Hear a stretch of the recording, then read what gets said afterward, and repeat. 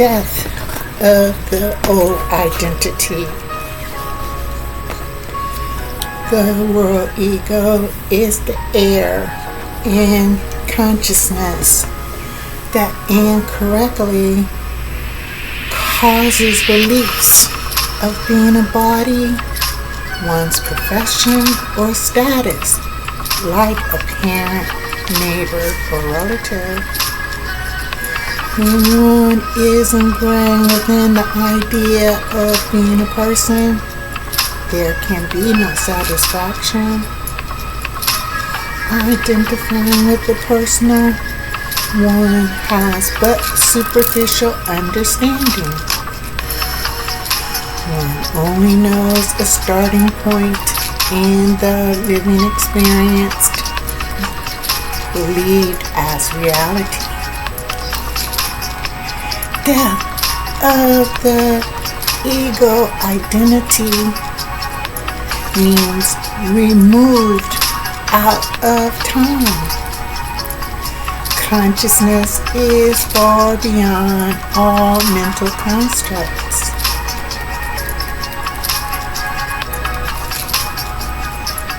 The limited concept of identity is a triune of body, mind, and in religion, a spiritual being, which should be consciousness. And this provides a notion of a greater power. Mind and spirit are the same law and animating principles.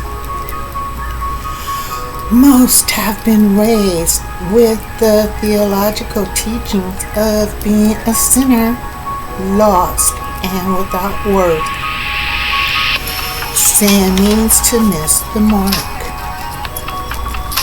In truth, what one considers as being lost is one has failed to realize omnipresence, the only. One who is in a condition of amnesia does not remember.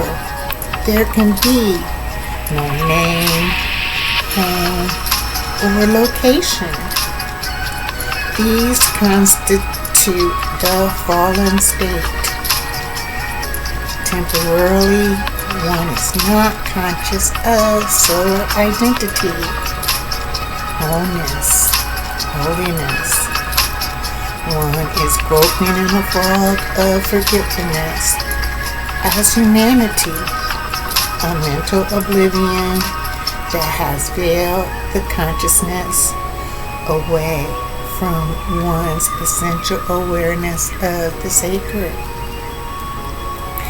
One must persist in recalling the proper state of consciousness that begins as a flicker, then a stream, until the full light of restored consciousness dawns. The world ego promotes ideas of social station, rank, or the state and condition with respect to circumstances. The temporary illusions of wealth and prestige are merely fleeting delusions which can be rescinded by governments, business collapse, or all the impermanent entities that hold sway as the artificial oligarchies.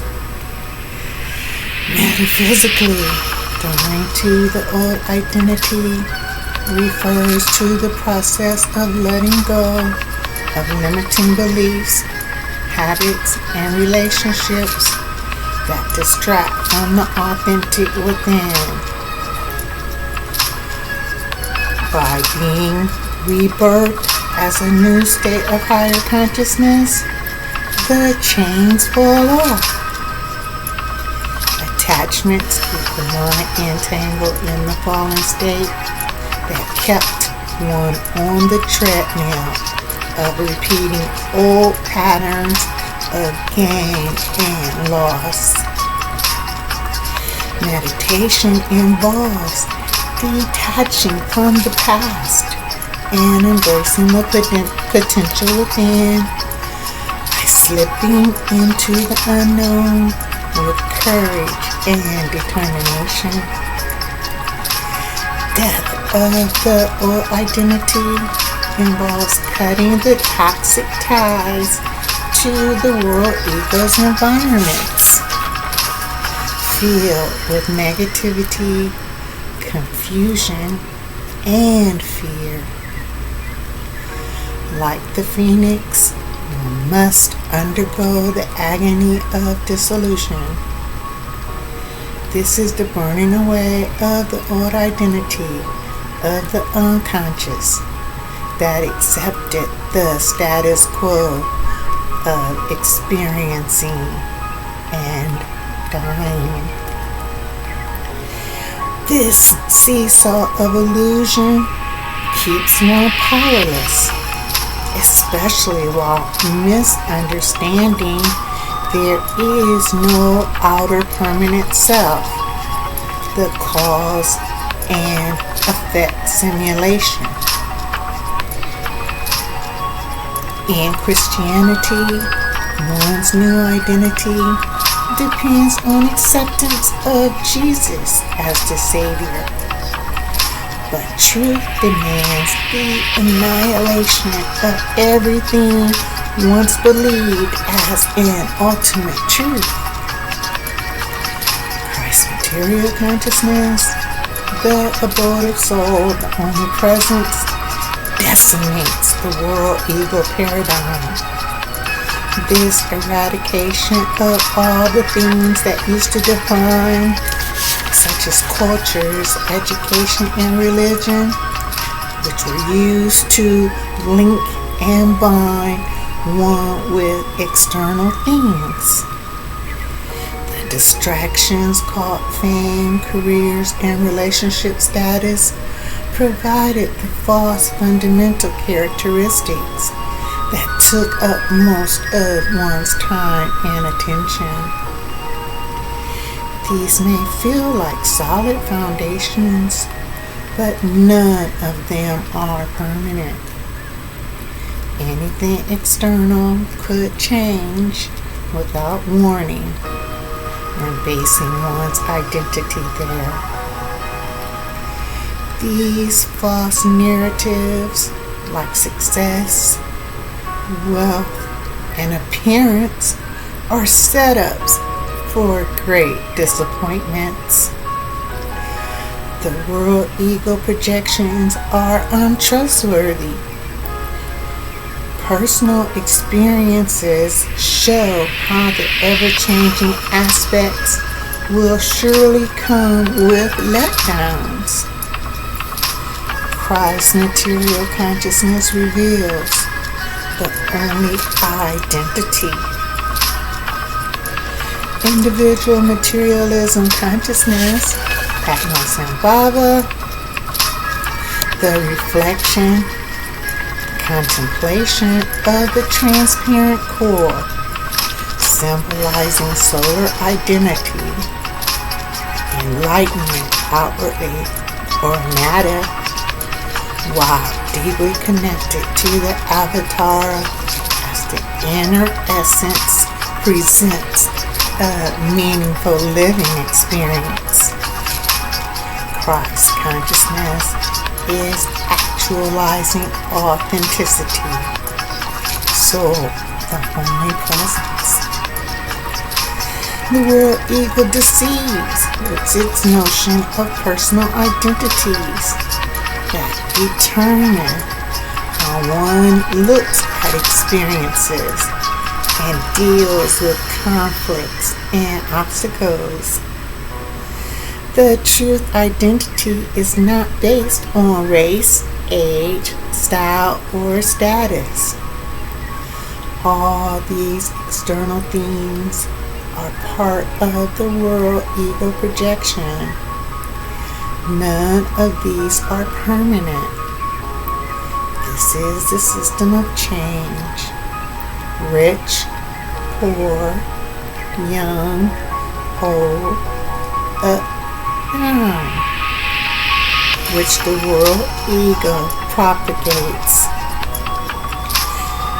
The real cannot be identified as such. She is just giving concepts to inner sand substance. There is only presence, and this is used not as identification, but as a distinguishing factor of proof. There is solemn grandeur. This gives purpose to individual materialism consciousness, Padmasambhava, the reflection, contemplation of Christ's material consciousness, and as such identifies an interface between perception and perspective in order to come to terms with events and to learn from experience in order to enjoy the moment with gratitude. Padmasambhava as reflection is about mastery over the artificial self, leading to oneness, anatta, no self, the enlightened. This illumination of the self in favor of no self, enlightened, is replete in being abundantly filled or supplied. Anatta is completeness, the mere within avatara, the representation of oneness, objectified. While Christ's material consciousness is abundance, soul is wholeness, holiness. Individual materialism consciousness, Padmasambhava, is the bridge, the bride that unites. Ananda, bliss, containing all that is needed, wanted, or possible. In a literal sense, Padmasambhava refers to feeling fullness, and anatta, no self, is the emptying.